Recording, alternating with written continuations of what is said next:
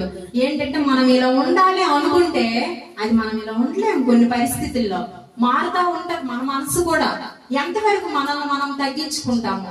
కానీ అవతల వాళ్ళు కూడా అదే దేవుని బిడ్డ కదా, అదే దేవుని నమ్ముకున్న వాళ్ళు కదా, ఆయనకి ఒక హృదయం ఉంది. కష్టం వచ్చినప్పుడు మనం ఆదుకున్నాం, కానీ ఏంటి మనకి విలువిచ్చారు. కాబట్టి దేవుడు అలాంటి విషయాల్లో నేను ఒకటే అడిగాను, ప్రభా వాళ్ళు కష్టంలో ఉన్నప్పుడు నన్ను అడిగారు, కొన్ని సంప్లాట్స్ ఇచ్చాను, నేనేది రాసుకోలేదు కూడా, కానీ నువ్వే చూచుచున్న దేవుడివి, చూచావు మేము ఇచ్చేటప్పుడు. అది నా భర్త కష్టం, నా తండ్రి కష్టం, మా కష్టం, ఆ కష్టాన్ని ఎరిగిన వాడు కూడా నువ్వు. కాబట్టి ఆ అమౌంట్ ని ఎలాగ నువ్వు మా దగ్గరికి తీసుకొస్తావో నీ చేతులకే నేను అప్పచెప్పుకుంటున్నానని దేవుడి దగ్గర నేను చాలా ప్రయాసపడి భారంతో ఏడ్చాను.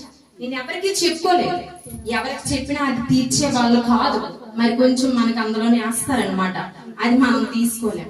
సో నేను చాలా దేవుని దగ్గర కూర్చొని ఏడ్చేటప్పుడు దేవుడు నాతో అప్పుడు మాట్లాడాడు, నువ్వు బాధపడకు, నీకు వస్తాయి, నీ కష్టం నీకు పోదు అని.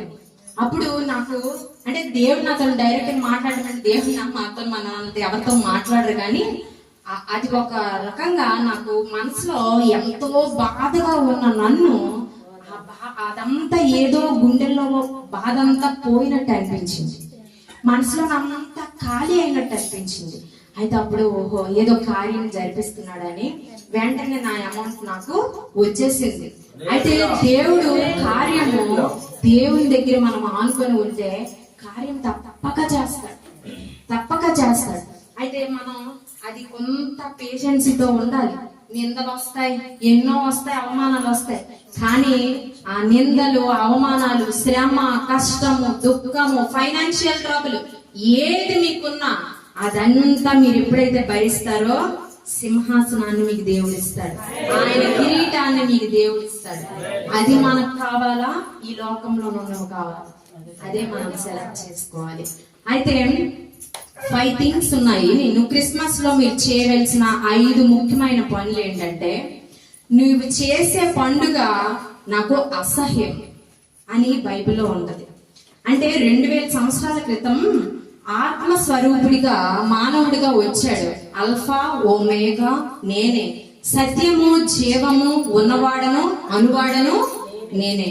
హిందువులు అంటారు 2000 సంవత్సరాల క్రితం మరి మా దేవుళ్ళు ఉన్నారు కదా, 2000 సంవత్సరాల క్రితం మీ దేవుడు వచ్చాడు, మరి 2000 సంవత్సరాల క్రితం అందరూ ఉన్న వాళ్ళందరూ మా దేవుళ్ళు కదా అంటారు కదా వాళ్ళు.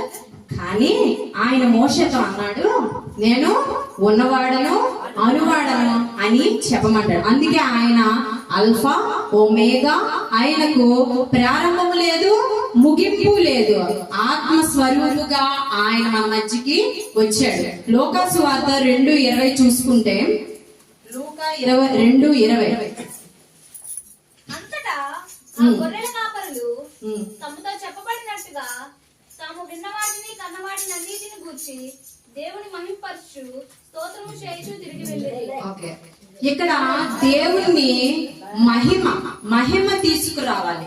ఇక్కడ ఏంటంటే దేవునికి మహిమ తీసుకురావాలి, ఘనత తీసుకురావాలి.